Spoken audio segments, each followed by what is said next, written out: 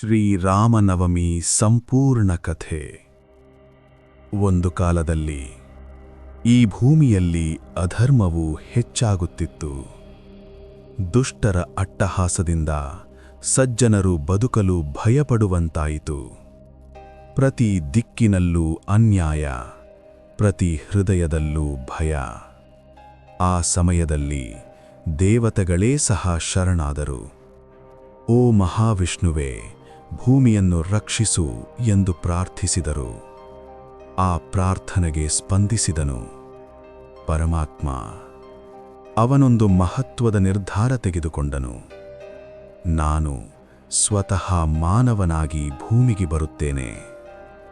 ಅದು ಸಾಮಾನ್ಯ ಜನನವಾಗಿರಲಿಲ್ಲ, ಅದು ಅವತಾರ, ಅದು ಧರ್ಮದ ಪುನರುತ್ಥಾನ, ಅದು ಸತ್ಯದ ವಿಜಯದ ಆರಂಭ. ಅವನ ಹೆಸರು ಶ್ರೀರಾಮ. ಇದು ಅವನ ಕಥೆ, ಜೀವನವನ್ನು ಬದಲಾಯಿಸುವ ಕಥೆ, ಧರ್ಮವನ್ನು ಕಲಿಸುವ ಕಥೆ, ಸತ್ಯದ ಮಾರ್ಗವನ್ನು ತೋರಿಸುವ ಕಥೆ. ಸ್ವಾಗತ ಶ್ರೀರಾಮನವಮಿ ಸಂಪೂರ್ಣ ಕಥೆಗೆ. ಅಯೋಧ್ಯೆ, ಸ್ವರ್ಗದಂತ ನಗರ. ಸರಯೂ ನದಿಯ ಪವಿತ್ರ ತೀರದಲ್ಲಿ ಒಂದು ಅದ್ಭುತ ನಗರವಿತ್ತು, ಅಯೋಧ್ಯೆ. ಅದು ಕೇವಲ ಒಂದು ನಗರವಲ್ಲ, ಸ್ವರ್ಗವೇ ಭೂಮಿಗಿಳಿದಂತೆ. ಅಲ್ಲಿ ವಿಶಾಲ ರಸ್ತೆ, ಅಲಂಕೃತ ಅರಮನೆಗಳು, ಚಿನ್ನದಂತೆ ಹೊಳೆಯುವ ಕಟ್ಟಡಗಳು, ಮಾರುಕಟ್ಟೆಗಳಲ್ಲಿ ಸಂತೋಷದ ನಗೆ, ಗೃಹಗಳಲ್ಲಿ ಶಾಂತಿ, ಜನರ ಮುಖಗಳಲ್ಲಿ ತೃಪ್ತಿ. ಯಾರಿಗೂ ದುಃಖವಿರಲಿಲ್ಲ, ಯಾರಿಗೂ ಕೊರತೆ ಇರಲಿಲ್ಲ. ಏಕೆಂದರೆ ಆ ರಾಜ್ಯಕ್ಕೊಬ್ಬ ಮಹಾನ್ ರಾಜನಿದ್ದ. ಅಯೋಧ್ಯೆಯನ್ನು ಆಡಳಿತ ನಡೆಸುತ್ತಿದ್ದನು ಕಿಂಗ್ ದಶರಥ. ಅವನು ಕೇವಲ ರಾಜನಲ್ಲ, ಧರ್ಮನಿಷ್ಠ, ಶೂರ ಯೋಧ, ಪ್ರಜೆಗಳ ಹೃದಯ ಗೆದ್ದ ನಾಯಕ. ಅವನ ಆಡಳಿತದಲ್ಲಿ ನ್ಯಾಯ ಇತ್ತು, ಸಮಾನತೆ ಇತ್ತು, ಸಮೃದ್ಧಿ ಇತ್ತು. ಪ್ರಜೆಗಳು ಅವನನ್ನು ಪ್ರೀತಿಸುತ್ತಿದ್ದರು. ಆದರೆ ಅವನ ಹೃದಯದಲ್ಲೂ ಅದೇ ದುಃಖ. ಅವನ ಹೃದಯದಲ್ಲಿ ಒಂದು ದೊಡ್ಡ ಖಾಲಿತನವಿತ್ತು, ಒಂದು ನೋವು, ಯಾರಿಗೂ ತಿಳಿಯದ ದುಃಖ. ರಾತ್ರಿ ಅರಮನೆಯಲ್ಲೊಬ್ಬನೇ ಕುಳಿತಿದ್ದಾಗ ಅವನು ಆಕಾಶವನ್ನು ನೋಡುತ್ತಾ ನಿಧಾನವಾಗಿ ಹೇಳುತ್ತಿದ್ದನು, ಓ ದೇವರೇ, ನನಗೆ ಎಲ್ಲವೂ ಇದೆ, ಆದರೆ ನನಗೆ ಸಂತಾನವಿಲ್ಲ. ಆ ಮಾತಿನ ಜೊತೆ ಅವನ ಕಣ್ಣುಗಳಲ್ಲಿ ಕಣ್ಣೀರು ತುಂಬುತ್ತಿತ್ತು. ಅವನು ಯೋಚಿಸುತ್ತಿದ್ದನು, ನನ್ನ ನಂತರ ಈ ರಾಜ್ಯದ ಭವಿಷ್ಯವೇನು? ಅವನ ದುಃಖ ದಿನದಿಂದ ದಿನಕ್ಕೆ ಹೆಚ್ಚಾಗುತ್ತಿತ್ತು. 3 ರಾಣಿಯರು, ಅರಮನೆಯ ನಿಶ್ಶಬ್ದ ದುಃಖ. ರಾಜನಿಗೆ 3 ರಾಣಿಯರಿದ್ದರು, ಕೌಸಲ್ಯ, ಶಾಂತ, ಧರ್ಮಪರ, ಪ್ರೀತಿಯ ತಾಯಿ, ಕೈಕೇಯಿ, ಧೈರ್ಯಶಾಲಿ, ರಾಜನ ಪ್ರಿಯ ರಾಣಿ, ಸುಮಿತ್ರ, ಜ್ಞಾನವಂತಿ, ವಿನಮ್ರ.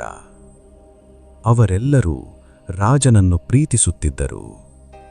ಆದರೆ ಅವರ ಹೃದಯದಲ್ಲೂ ಅದೇ ದುಃಖ. ಮಕ್ಕಳಿಲ್ಲ. ಅರಮನೆ ದೊಡ್ಡದು, ಆದರೆ ನಿಶ್ಶಬ್ದ. ಸಂತೋಷವಿದ್ದರೂ ಪೂರ್ಣತೆ ಇರಲಿಲ್ಲ. ಒಂದು ದಿನ ಇನ್ನೂ ಸಹಿಸಲಾಗದ ನೋವಿನಿಂದ ರಾಜ ದಶರಥನು ತನ್ನ ಗುರು ಮಹರ್ಷಿ ವಸಿಷ್ಠರನ್ನು ಭೇಟಿಯಾದನು. ಅವನು ಅವರ ಮುಂದೆ ತಲೆ ತಗ್ಗಿಸಿ ಕೇಳಿದನು, ಗುರುವೇ, ನನಗೆ ಸಂತಾನ ಭಾಗ್ಯ ಯಾಕೆ ಇಲ್ಲ? ಮಹರ್ಷಿಗಳು ಕಣ್ಣು ಮುಚ್ಚಿ ಧ್ಯಾನದಲ್ಲಿ ಮುಳುಗಿದರು. ಸ್ವಲ್ಪ ಸಮಯದ ನಂತರ ಅವರು ನಿಧಾನವಾಗಿ ಕಣ್ಣು ತೆರೆದು ಹೇಳಿದರು, ಮಹಾರಾಜ, ಚಿಂತಿಸಬೇಡಿ, ಒಂದು ಮಾರ್ಗವಿದೆ. ರಾಜನ ಮುಖದಲ್ಲಿ ಆಶೆ ಮೂಡಿತು. ಪುತ್ರಕಾಮೇಷ್ಟಿ ಯಜ್ಞ ಮಾಡಿಸಿ ನಿಮಗೆ ಸಂತಾನ ಭಾಗ್ಯ ಖಚಿತ. ಆ ಮಾತು ಕೇಳುತ್ತಿದ್ದಂತೆ ರಾಜನ ಹೃದಯದಲ್ಲಿ ಹೊಸ ಬೆಳಕು ಮೂಡಿತು. ಪುತ್ರಕಾಮೇಷ್ಟಿ ಯಜ್ಞ, ದೈವಿಕ ಪ್ರಾರಂಭ. ತಕ್ಷಣವೇ ಮಹಾಯಜ್ಞಕ್ಕೆ ಸಿದ್ಧತೆ ಆರಂಭವಾಯಿತು. ದೂರ ದೂರದಿಂದ ಋಷಿಗಳು ಬಂದರು, ವೇದ ಪಂಡಿತರು ಸೇರಿದರು. ಪವಿತ್ರ ಮಂತ್ರಗಳ ಘೋಷ ಅಯೋಧ್ಯೆಯನ್ನೇ ಆವರಿಸಿತು. ಯಜ್ಞವೇದಿ ನಿರ್ಮಿಸಲಾಯಿತು, ಅಗ್ನಿ ಪ್ರಜ್ವಲಿಸಲಾಯಿತು. ಅದರ ಜ್ವಾಲೆಗಳು ಆಕಾಶ ಮುಟ್ಟುವಂತೆ ಹೊಳೆಯುತ್ತಿದ್ದವು. ಇದು ಕೇವಲ ಯಜ್ಞವಲ್ಲ, ಇದು ಭವಿಷ್ಯವನ್ನು ಬದಲಾಯಿಸುವ ಕ್ಷಣ. ದಿವ್ಯ ಪಾಯಸದ ಅದ್ಭುತ. ಯಜ್ಞವು ತನ್ನ ಪರಾಕಾಷ್ಠೆಗೆ ತಲುಪಿತು. ವೇದ ಮಂತ್ರಗಳ ಘೋಷ ಗಗನವನ್ನು ನಡುಗಿಸುತ್ತಿತ್ತು. ಅಗ್ನಿಯ ಜ್ವಾಲೆಗಳು ಇನ್ನಷ್ಟು ಪ್ರಬಲವಾಗುತ್ತಿತ್ತು. ಅಷ್ಟರಲ್ಲಿ ಅಗ್ನಿಯೊಳಗಿಂದ ಒಂದು ದಿವ್ಯ ಪ್ರಕಾಶ ಹೊರಹೊಮ್ಮಿತು. ಆ ಪ್ರಕಾಶದ ಮಧ್ಯದಲ್ಲಿ ಒಂದು ದಿವ್ಯ ರೂಪ ಪ್ರತ್ಯಕ್ಷವಾಯಿತು. ಅವನ ಕೈಯಲ್ಲಿ ಒಂದು ಚಿನ್ನದ ಪಾತ್ರೆ, ಅದರೊಳಗೆ ದಿವ್ಯ ಪಾಯಸ ಹೊಳೆಯುತ್ತಿತ್ತು. ಅವನು ರಾಜನತ್ತ ನೋಡಿ ಹೇಳಿದರು, ಮಹಾರಾಜ, ಇದು ದೇವರಿಂದ ಬಂದ ಪ್ರಸಾದ. ಈ ಪಾಯಸವನ್ನು ನಿಮ್ಮ ರಾಣಿಯರಿಗೆ ನೀಡಿ. ನಿಮಗೆ ಮಹಾನ್ ಪುತ್ರರು ಜನಿಸುತ್ತಾರೆ. ಆ ಕ್ಷಣದಲ್ಲಿ ಪೂರ್ಣ ಯಜ್ಞವೇದಿ ದೈವಿಕ ಶಕ್ತಿಯಿಂದ ಕಂಪಿಸಿತು. ರಾಜ ದಶರಥನ ಕಣ್ಣುಗಳಲ್ಲಿ ಸಂತೋಷದ ಕಣ್ಣೀರು ತುಂಬಿತು. ಅವನು ಭಕ್ತಿಯಿಂದ ಆ ಪಾಯಸವನ್ನು ಸ್ವೀಕರಿಸಿದನು. ಪಾಯಸ ಹಂಚಿಕೆ, ಭವಿಷ್ಯದ ಆರಂಭ. ರಾಜನು ಅರಮನೆಗೆ ಹಿಂತಿರುಗಿದನು. ಅವನು ಆ ಪವಿತ್ರ ಪಾಯಸವನ್ನು ತನ್ನ ರಾಣಿಯರಿಗೆ ಹಂಚಿದನು. ಕೌಸಲ್ಯಗೆ ಒಂದು ಭಾಗ, ಕೈಕೇಯಿಗೆ ಒಂದು ಭಾಗ, ಸುಮಿತ್ರೆಗೆ 2 ಭಾಗ. ಇದು ಕೇವಲ ಪಾಯಸ ಹಂಚಿಕೆಯಲ್ಲ, ಇದು ಭವಿಷ್ಯದ ವಿನ್ಯಾಸ. ಇದು ದೇವರ ಯೋಜನೆ, ಶುಭ ಸೂಚನೆಗಳು, ಅವತಾರದ ಮುನ್ನೂಟ. ದಿನಗಳು ಕಳೆಯುತ್ತಾ ಹೋದವು. ಅರಮನೆಯಲ್ಲೊಂದು ವಿಚಿತ್ರ ಬದಲಾವಣೆ ಕಾಣಿಸಿತು. ಪ್ರಕೃತಿ ಶಾಂತವಾಗಿತ್ತು. ಹೂಗಳು ಸ್ವತಃ ಅರಳುತ್ತಿದ್ದವು. ಸುಗಂಧ ಗಾಳಿ ಬೀಸುತ್ತಿತ್ತು. ಜನರ ಮನಸ್ಸುಗಳಲ್ಲಿ ಕಾರಣವಿಲ್ಲದ ಸಂತೋಷ. ಪ್ರತಿ ಹೃದಯದಲ್ಲೂ ಒಂದು ನಿರೀಕ್ಷೆ, ಏಕೆಂದರೆ ಒಂದು ಮಹಾನ್ ಕ್ಷಣ ಸಮೀಪಿಸುತ್ತಿತ್ತು. ಶ್ರೀರಾಮನ ದಿವ್ಯ ಜನನ. ಚೈತ್ರ ಮಾಸದ ಶುಕ್ಲ ಪಕ್ಷದ ನವಮಿ ದಿನ, ಪುನರ್ವಸು ನಕ್ಷತ್ರದಲ್ಲಿ, ಮಧ್ಯಾಹ್ನದ ಪವಿತ್ರ ಕ್ಷಣದಲ್ಲಿ ಶ್ರೀರಾಮ ಜನಿಸಿದರು. ಆ ಕ್ಷಣದಲ್ಲಿ ಆಕಾಶದಲ್ಲಿ ದೇವತೆಗಳು ಹೂವಿನ ಮಳೆ ಸುರಿಸಿದರು. ಗಂಧರ್ವರು ಸಂಗೀತ ಹಾಡಿದರು. ದಿಕ್ಕುಗಳೆಲ್ಲ ದೈವಿಕವಾಗಿ ಪ್ರಕಾಶಿಸಿತು. ಅದು ಸಾಮಾನ್ಯ ಜನನವಲ್ಲ, ಅದು ದೇವರ ಅವತಾರ. ಅದು ಧರ್ಮದ ಪುನರ್ಜನ್ಮ, ಅಯೋಧ್ಯೆಯ ಸಂಭ್ರಮ. ಆ ಸುದ್ದಿ ಕ್ಷಣಾರ್ಧದಲ್ಲಿ ಸಂಪೂರ್ಣ ಅಯೋಧ್ಯೆಗೆ ಹರಡಿತು. ಜನರು ಮನೆಗಳಿಂದ ಹೊರಬಂದರು. ಹಬ್ಬದ ಸಂಭ್ರಮ ಶುರುವಾಯಿತು. ದೀಪಗಳು ಬೆಳಗಿಸಲಾಯಿತು. ಸಂಗೀತ, ನೃತ್ಯ, ಎಲ್ಲೆಡೆ ಉತ್ಸವ. ರಾಜ ದಶರಥನು ಸಂತೋಷದಿಂದ ತುಂಬಿ ಹೋದನು. ಅವನ ಮುಖದಲ್ಲಿ ವರ್ಷಗಳ ನಂತರ ನಿಜವಾದ ನಗು ಮೂಡಿತು. 4 ಪುತ್ರರ ಜನನ.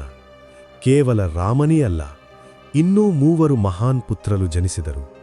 ಭರತ, ಲಕ್ಷ್ಮಣ, ಶತ್ರುಘ್ನ. ಈ 4 ಸಹೋದರರು ಕೇವಲ ರಾಜಕುಮಾರರಲ್ಲ, ಧರ್ಮದ 4 ಸ್ತಂಭಗಳು. ರಾಮನ ಬಾಲ್ಯ, ಅದ್ಭುತ ವ್ಯಕ್ತಿತ್ವ. ಬಾಲ್ಯದಿಂದಲೇ ರಾಮನು ವಿಶಿಷ್ಟ.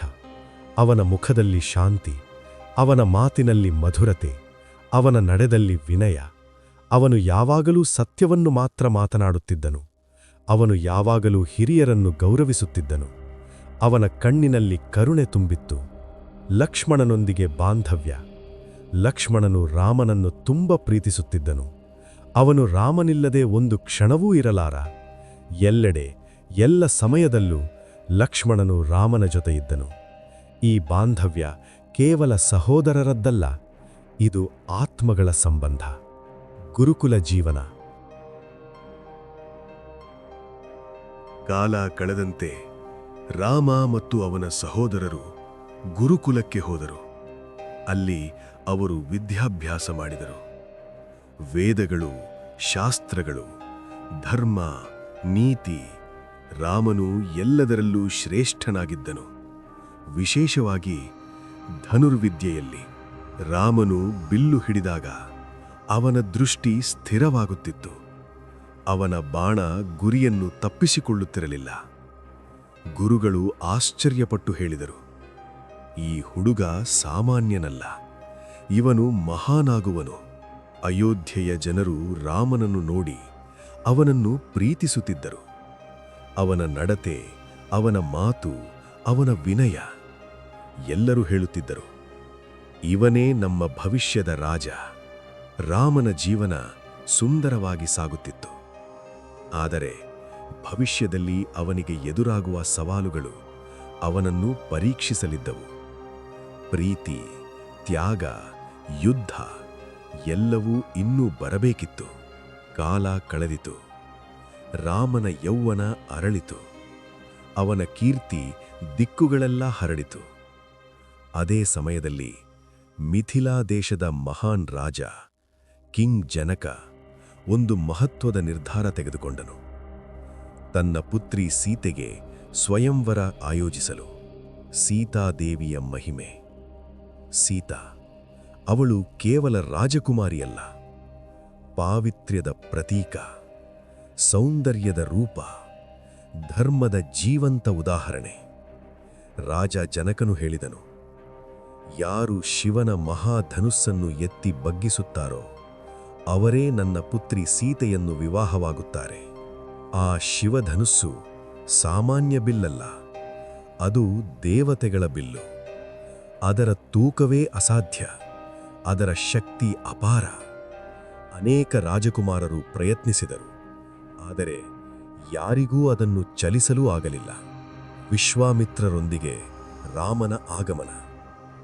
ಆ ಸಮಯದಲ್ಲಿ ಮಹರ್ಷಿ ವಿಶ್ವಾಮಿತ್ರರು ರಾಮ ಮತ್ತು ಲಕ್ಷ್ಮಣರನ್ನು ಕರೆದುಕೊಂಡು ಮಿಥಿಲೆಗೆ ಬಂದರು. ರಾಮನು ಶಾಂತವಾಗಿ, ವಿನಯದಿಂದ ಅಲ್ಲಿ ನಿಂತಿದ್ದನು. ರಾಮ ಸೀತೆಯ ಮೊದಲ ಭೇಟಿ. ಅದೇ ಕ್ಷಣದಲ್ಲಿ ಸೀತೆಯ ಕಣ್ಣುಗಳು ರಾಮನನ್ನು ನೋಡಿದವು. ರಾಮನ ದೃಷ್ಟಿ ಸೀತೆಯತ್ತ ತಿರುಗಿತು. ಆ ಕ್ಷಣ ಕಾಲವೇ ನಿಂತಂತೆಯಾಯಿತು. ಅದು ಕೇವಲ ದೃಷ್ಟಿಯಲ್ಲ, ಅದು ಆತ್ಮಗಳ ಸಂಪರ್ಕ. ವಿಶ್ವಾಮಿತ್ರರು ನಿಧಾನವಾಗಿ ಹೇಳಿದರು, ರಾಮ, ಹೋಗು, ಪ್ರಯತ್ನ ಮಾಡು. ರಾಮನು ಮುಂದೆ ನಡೆಯಲು ಶುರು ಮಾಡಿದನು. ಎಲ್ಲರೂ ಉಸಿರುಗಟ್ಟುಕೊಂಡು ನೋಡುತ್ತಿದ್ದರು. ಅವನು ಸುಲಭವಾಗಿ ಆ ಮಹಾಧನುಸ್ಸನ್ನು ಎತ್ತಿದನು. ಒಂದು ಕ್ಷಣದಲ್ಲಿ ಅದನ್ನು ಬಗ್ಗಿಸಲು ಪ್ರಯತ್ನಿಸಿದನು. ಧನುಸ್ಸು 2 ತುಂಡಾಗಿ ಒಡೆಯಿತು. ಆ ಶಬ್ದ ಗಗನವೇ ನಡುಗಿಸಿತು. ಆ ಕ್ಷಣದಲ್ಲಿ ರಾಜ ಜನಕನ ಮುಖದಲ್ಲಿ ಸಂತೋಷ ಹರಿದು ಬಂದಿತು. ಇವನೇ ನನ್ನ ಮಗಳ ಪತಿ ಎಂದು ಘೋಷಿಸಿದನು. ಸೀತಾ ನಿಧಾನವಾಗಿ ರಾಮನ ಬಳಿ ಬಂದು ಹಾರವನ್ನು ಅವನ ಕುತ್ತಿಗೆಗೆ ಹಾಕಿದಳು. ಸೀತಾ ರಾಮರ ವಿವಾಹ ನಡೆಯಿತು. ಅದು ಕೇವಲ ವಿವಾಹವಲ್ಲ, ಅದು ಧರ್ಮದ ಸಂಗಮ. ಅಯೋಧ್ಯೆಗೆ ವಾಪಸ್ಸು. ರಾಮ, ಸೀತಾ ಮತ್ತು ಲಕ್ಷ್ಮಣರು ಸಂತೋಷದಿಂದ ಅಯೋಧ್ಯೆಗೆ ಹಿಂತಿರುಗಿದರು. ಪೂರ್ಣ ನಗರ ಹಬ್ಬದಂತಾಯಿತು. ಜನರು ನೃತ್ಯ ಮಾಡಿದರು, ಸಂಗೀತ ಹರಡಿತು, ಎಲ್ಲೆಡೆ ಸಂತೋಷ. ಆದರೆ ಸಂತೋಷ ಯಾವಾಗಲೂ ಶಾಶ್ವತವಲ್ಲ. ಒಂದು ದಿನ ಕೈಕೇಯಿಗೆ ಒಂದು ಹಳೆಯ ವಾಗ್ದಾನ ನೆನಪಾಯಿತು. ಅವಳು ರಾಜನ ಬಳಿ ಹೋಗಿ ಕೇಳಿದಳು, ನೀನು ನನಗೆ 2 ವರ ಕೊಡಬೇಕು. ರಾಜನು ಒಪ್ಪಿಕೊಂಡನು. ಆದರೆ ಅವಳು ಕೇಳಿದ ವರಗಳು ಅಯೋಧ್ಯೆಯ ಭವಿಷ್ಯವನ್ನೇ ಬದಲಿಸಿತು. ಕೈಕೇಯಿ ಕೇಳಿದಳು, ಭರತನು ರಾಜನಾಗಬೇಕು, ರಾಮನು 14 ವರ್ಷ ವನವಾಸಕ್ಕೆ ಹೋಗಬೇಕು. ಆ ಮಾತು ಕೇಳಿ ರಾಜ ದಶರಥನ ಹೃದಯ ಒಡೆದು ಹೋಯಿತು. ಅವನು ಮಾತಾಡಲಾರದೆ ದುಃಖದಲ್ಲಿ ಮುಳುಗಿದನು. ಆದರೆ ರಾಮನು ಏನು ಮಾಡಿದರು ಗೊತ್ತಾ? ಅವನು ವಿರೋಧಿಸಲಿಲ್ಲ, ಅವನು ಕೋಪಗೊಂಡಿಲ್ಲ. ಅವನು ಶಾಂತವಾಗಿ ಹೇಳಿದರು, ತಂದೆಯ ಮಾತು ನನ್ನ ಧರ್ಮ, ನಾನು ವನವಾಸಕ್ಕೆ ಹೋಗುತ್ತೇನೆ. ಆ ಸುದ್ದಿ ಕೇಳಿ ಪೂರ್ಣ ಅಯೋಧ್ಯೆ ಕಣ್ಣೀರಿನಲ್ಲಿ ಮುಳುಗಿತು. ಜನರು ಅತ್ತರು, ರಸ್ತೆಗಳು ನಿಶ್ಶಬ್ದವಾದವು. ನಮ್ಮ ರಾಮನನ್ನು ಬಿಡಬೇಡಿ ಎಂದು ಬೇಡಿಕೊಂಡರು. ಸೀತಾ ಮತ್ತು ಲಕ್ಷ್ಮಣನ ನಿರ್ಧಾರ. ಸೀತಾ ಹೇಳಿದರು, ನಾನು ನಿಮ್ಮೊಂದಿಗೆ ಬರುತ್ತೇನೆ. ಲಕ್ಷ್ಮಣ ಹೇಳಿದರು, ನಾನು ನಿಮ್ಮನ್ನು ಒಬ್ಬರನ್ನಾಗಿ ಬಿಡುವುದಿಲ್ಲ. ಅವರು ಮೂವರು ಒಟ್ಟಿಗೆ ಹೊರಟರು. ವನವಾಸದ ಆರಂಭ. ರಾಜಮನೆತನದ ಜೀವನವನ್ನು ಬಿಟ್ಟು ಅವರು ಕಾಡಿನ ದಾರಿಯನ್ನು ಹಿಡಿದರು. ಆ ಕ್ಷಣದಲ್ಲಿ ರಾಮನು ಕೇವಲ ರಾಜಕುಮಾರನಲ್ಲ, ಧರ್ಮದ ಪ್ರತೀಕ. ವನವಾಸವು ಕೇವಲ ಒಂದು ಪ್ರವಾಸವಲ್ಲ, ಅದು ಪರೀಕ್ಷೆ, ಅದು ತ್ಯಾಗ, ಅದು ಜೀವನದ ದೊಡ್ಡ ಸವಾಲು. ಮುಂದೆ ಏನಾಗುತ್ತದೆ? ಕಾಡಿನ ಜೀವನ ಶಾಂತವಾಗಿತ್ತು, ಸರಳವಾಗಿತ್ತು. ಶ್ರೀರಾಮ, ಸೀತಾ ಮತ್ತು ಲಕ್ಷ್ಮಣರು ಪ್ರಕೃತಿಯ ಮಧ್ಯೆ ಬದುಕುತ್ತಿದ್ದರು. ಹಸಿರು ಮರಗಳು, ಪಕ್ಷಿಗಳ ಕೂಗು, ನದಿ ಧ್ವನಿ ಎಲ್ಲವೂ ಸುಂದರವಾಗಿತ್ತು. ಆದರೆ ಈ ಶಾಂತಿಯ ಹಿಂದೆ ಒಂದು ಬಿರುಗಾಳಿ ಮರೆಮಾಡಿಕೊಂಡಿತ್ತು. ಶೂರ್ಪಣಖೆಯ ಪ್ರವೇಶ. ಒಂದು ದಿನ ಕಾಡಿನಲ್ಲೊಂದು ರಾಕ್ಷಸಿ ಬಂದಳು, ಶೂರ್ಪಣಖೆ. ಅವಳು ರಾಮನನ್ನು ನೋಡಿ ಮೋಹಿತಳಾದಳು. ನೀನು ಯಾರು? ನನ್ನನ್ನು ವಿವಾಹವಾಗು ಎಂದು ಕೇಳಿದಳು. ರಾಮನು ಶಾಂತವಾಗಿ ಹೇಳಿದರು, ನಾನು ಈಗಾಗಲೇ ವಿವಾಹಿತನು. ಅವಳು ಲಕ್ಷ್ಮಣನತ್ತ ತಿರುಗಿದಳು.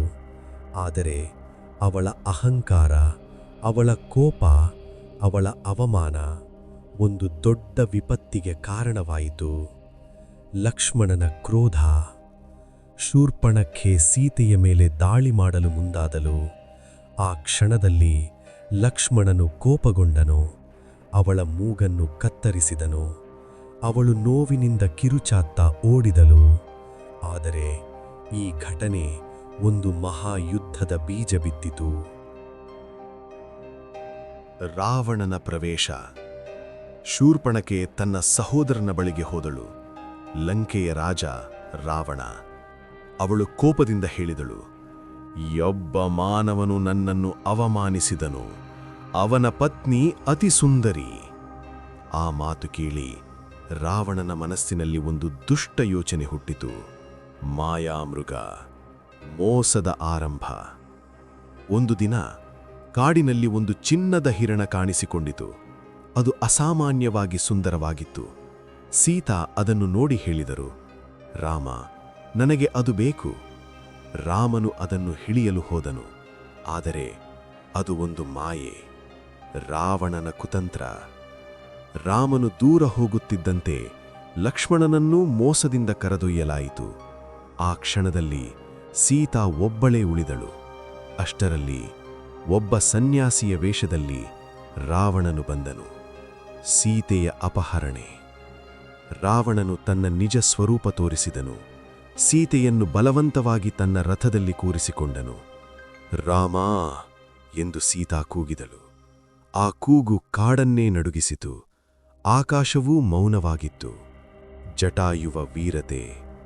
ಆ ಸಮಯದಲ್ಲಿ ಒಬ್ಬ ವೃದ್ಧ ಗರುಡ, ಜಟಾಯು, ಸೀತೆಯನ್ನು ರಕ್ಷಿಸಲು ಮುಂದೆ ಬಂದನು. ಅವನು ರಾವಣನೊಂದಿಗೆ ಹೋರಾಡಿದನು. ಆದರೆ ಅವನಿಗೆ ಗಾಯಗಳಾದವು. ಅವನು ನೆಲಕ್ಕು ಬಿದ್ದನು. ಆದರೆ ಅವನ ತ್ಯಾಗ ಅಮರವಾದುದು. ರಾಮನ ದುಃಖ. ರಾಮನು ಹಿಂತಿರುಗಿದಾಗ ಸೀತೆಯನ್ನು ಕಾಣಲಿಲ್ಲ. ಅವನ ಹೃದಯ ಒಡೆದು ಹೋಯಿತು. ಅವನು ಕಾಡಿನಲ್ಲೆಲ್ಲಾ ಹುಡುಕಿದನು. ಸೀತಾ, ಸೀತಾ ಎಂದು ಕೂಗಿದನು. ಆ ಧ್ವನಿಯಲ್ಲಿ ದುಃಖ, ಪ್ರೀತಿ, ನಿರಾಶೆ ಎಲ್ಲವೂ ತುಂಬಿತ್ತು. ಹುಡುಕಾಟದ ಆರಂಭ. ಜಟಾಯುವಿಂದ ಸತ್ಯ ತಿಳಿದು ರಾಮ ಮತ್ತು ಲಕ್ಷ್ಮಣರು ಸೀತೆಯನ್ನು ಹುಡುಕಲು ನಿರ್ಧರಿಸಿದರು. ಅವರು ದಕ್ಷಿಣ ದಿಕ್ಕಿನಲ್ಲಿ ಪ್ರಯಾಣಿಸಿದರು. ಇದು ಕೇವಲ ಹುಡುಕಾಟವಲ್ಲ, ಇದು ಧರ್ಮದ ಯಾತ್ರೆ, ಹನುಮಂತನ ಮಹಾಪ್ರವೇಶ. ಅದೇ ಸಮಯದಲ್ಲಿ ಒಂದು ಮಹಾನ್ ಆತ್ಮ ಅವರ ಜೀವನಕ್ಕೆ ಪ್ರವೇಶಿಸಿತು. ಹನುಮಂತನು. ಅವನು ಬಲಶಾಲಿ, ಬುದ್ಧಿವಂತ, ಆದರೆ ಮುಖ್ಯವಾಗಿ ಭಕ್ತ. ರಾಮಸ್ವಾಮಿ ಹನುಮಂತ ಭೇಟಿ. ಹನುಮಂತನು ರಾಮನನ್ನು ಮೊದಲ ಬಾರಿ ನೋಡಿದಾಗ ಅವನ ಹೃದಯದಲ್ಲಿ ಭಕ್ತಿ ತುಂಬಿತು. ಅವನು ನಮಸ್ಕರಿಸಿ ಹೇಳಿದನು, ಪ್ರಭು, ನಾನು ನಿಮ್ಮ ಸೇವಕ. ಆ ಕ್ಷಣದಲ್ಲಿ ಒಂದು ಸಂಬಂಧ ಹುಟ್ಟಿತು. ಇದೀಗ ರಾಮನಿಗೆ ಸಹಾಯ ದೊರೆಯಿತು, ಹನುಮಂತನ ರೂಪದಲ್ಲಿ. ಆದರೆ ಮುಂದೆ ಇರುವ ದಾರಿ ಸುಲಭವಲ್ಲ. ಸಮುದ್ರ ದಾಟಬೇಕು, ಲಂಕೆಗೆ ಹೋಗಬೇಕು, ಸೀತೆಯನ್ನು ರಕ್ಷಿಸಬೇಕು. ಮಹಾಯುದ್ಧ ಇನ್ನೂ ಬಾಕಿ. ಸಮುದ್ರ ತೀರ, ಸವಾಲಿನ ಆರಂಭ. ರಾಮ ಮತ್ತು ವಾನರ ಸೇನೆ ಸಮುದ್ರದ ತೀರಕ್ಕೆ ತಲುಪಿದರು. ಅವರ ಮುಂದೆ ಅಪಾರವಾದ ಸಮುದ್ರ. ಅದನ್ನು ದಾಟದೆ ಲಂಕೆಗೆ ಹೋಗುವುದು ಅಸಾಧ್ಯ. ಅವಸರದ ಕ್ಷಣದಲ್ಲಿ ಜಾಂಬವಂತನು ಹನುಮಂತನತ್ತ ನೋಡಿ ಹೇಳಿದರು, ನೀನು ನಿನ್ನ ಶಕ್ತಿಯನ್ನು ಮರೆತಿದ್ದೀಯಾ? ನೀನು ಅಸಾಧ್ಯವನ್ನು ಸಾಧಿಸಬಲ್ಲೆ. ಆ ಮಾತು ಕೇಳಿ ಹನುಮಂತನು ತನ್ನ ನಿಜ ಶಕ್ತಿಯನ್ನು ಅರಿತನು. ಮಹಾಹಾರಾಟ, ಸಮುದ್ರ ಲಾಂಘನೆ. ಹನುಮಂತನು ಪರ್ವತದ ಮೇಲೆ ನಿಂತು ರಾಮನ ಹೆಸರು ಜಪಿಸಿದನು. ಜೈ ಶ್ರೀರಾಮ್. ಒಂದು ಮಹಾಜಿಗಿತ. ಅವನು ಆಕಾಶಕ್ಕೆ ಏರಿದನು.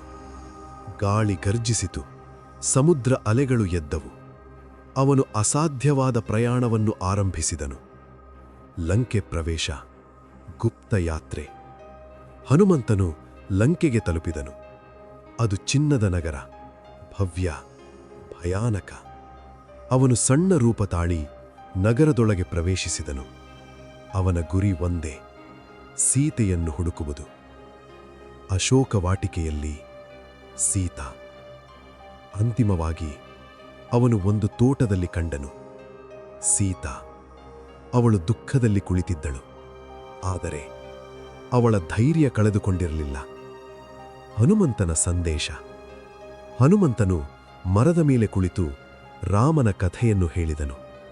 ಸೀತೆಯ ಮನಸ್ಸಿಗೆ ಆಶೆ ಮೂಡಿತು. ಅವನು ಕೆಳಗೆ ಬಂದು ರಾಮನ ಉಂಗುರವನ್ನು ಕೊಟ್ಟನು. ಪ್ರಭು ಬೇಗ ಬರುತ್ತಾರೆ ಎಂದು ಹೇಳಿದರು. ಅದೇ ಸಮಯದಲ್ಲಿ ರಾವಣ ಸೀತೆಯ ಬಳಿ ಬಂದನು. ಅವನು ಹೇಳಿದರು, ನನ್ನನ್ನು ಒಪ್ಪಿಕೋ, ಇಲ್ಲವಾದರೆ ನಾಶವಾಗುವೆ. ಆದರೆ ಸೀತಾ ಧೈರ್ಯದಿಂದ ಹೇಳಿದಳು, ನಾನು ರಾಮನಿಗೆ ಮಾತ್ರ ಸೇರಿದ್ದೇನೆ. ಹನುಮಂತನ ಕ್ರೋಧ, ಲಂಕೆ ದಹನ. ಹನುಮಂತನು ತನ್ನನ್ನು ರಾಕ್ಷಸರ ಮುಂದೆ ತೋರಿಸಿಕೊಂಡನು. ಅವರು ಅವನನ್ನು ಹಿಡಿದು ಅವನ ಬಾಲಕ್ಕೆ ಬೆಂಕಿ ಹಚ್ಚಿದರು. ಆದರೆ ಅದು ಅವರ ತಪ್ಪು. ಹನುಮಂತನು ತನ್ನ ಬಲವನ್ನು ತೋರಿಸಿದನು. ಅವನು ಸಂಪೂರ್ಣ ಲಂಕೆಯನ್ನು ಬೆಂಕಿಗೆ ಆಹುತಿಯನ್ನಾಗಿ ಮಾಡಿದನು. ಲಂಕೆ ದಹನ. ಅವನು ಮತ್ತೆ ಸಮುದ್ರ ದಾಟಿ ರಾಮನ ಬಳಿ ಹಿಂತಿರುಗಿದನು. ಅವನು ಸಂತೋಷದಿಂದ ಹೇಳಿದನು, ಪ್ರಭು, ನಾನು ಸೀತೆಯನ್ನು ಕಂಡೆ. ಸೇತು ನಿರ್ಮಾಣ, ಅದ್ಭುತ ಕಾರ್ಯ.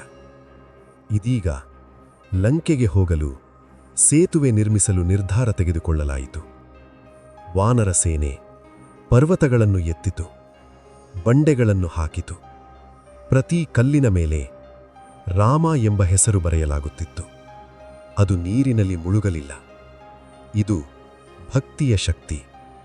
ಯುದ್ಧಕ್ಕೆ ಸಿದ್ಧತೆ. ಸೇತು ನಿರ್ಮಾಣ ಪೂರ್ಣಗೊಂಡಿತು. ರಾಮಸೇನೆ ಲಂಕೆಗೆ ಪ್ರವೇಶಿಸಿತು. ಮಹಾಯುದ್ಧಕ್ಕೆ ವೇದಿಕೆ ಸಿದ್ಧವಾಯಿತು. ಇದೀಗ ಧರ್ಮ ಮತ್ತು ಅಧರ್ಮದ ನಡುವಿನ ಅಂತಿಮ ಸಂಘರ್ಷ. ರಾಮ ವರ್ಸಸ್ ರಾವಣ, ಸತ್ಯ ವರ್ಸಸ್ ಅಹಂಕಾರ. ಯಾರು ಗೆಲ್ಲುತ್ತಾರೆ? ಮಹಾಯುದ್ಧದ ಆರಂಭ. ಲಂಕೆಯ ಭೂಮಿ ಯುದ್ಧದ ಜ್ವಾಲೆಯಿಂದ ಉರಿಯುತ್ತಿತ್ತು. ಒಂದು ಕಡೆ ಶ್ರೀರಾಮ ಅವರ ವಾನರ ಸೇನೆ, ಮತ್ತೊಂದು ಕಡೆ ರಾವಣ ಅವರ ರಾಕ್ಷಸ ಸೇನೆ. ಇದು ಕೇವಲ ಯುದ್ಧವಲ್ಲ, ಧರ್ಮ ಮತ್ತು ಅಧರ್ಮದ ನಡುವಿನ ಅಂತಿಮ ಸಂಘರ್ಷ. ಕುಂಭಕರ್ಣನ ಪ್ರಬಲ ಹೋರಾಟ. ರಾವಣನು ತನ್ನ ಬಲಿಷ್ಠ ಸಹೋದರನನ್ನು ಕರೆದನು. ಕುಂಭಕರ್ಣ. ಅವನು ಪರ್ವತದಷ್ಟು ದೊಡ್ಡ. ಅವನ ಗರ್ಜನೆಗೆ ಭೂಮಿಯೇ ನಡುಗುತ್ತಿತ್ತು. ಅವನು ಯುದ್ಧಕ್ಕೆ ಇಳಿದನು.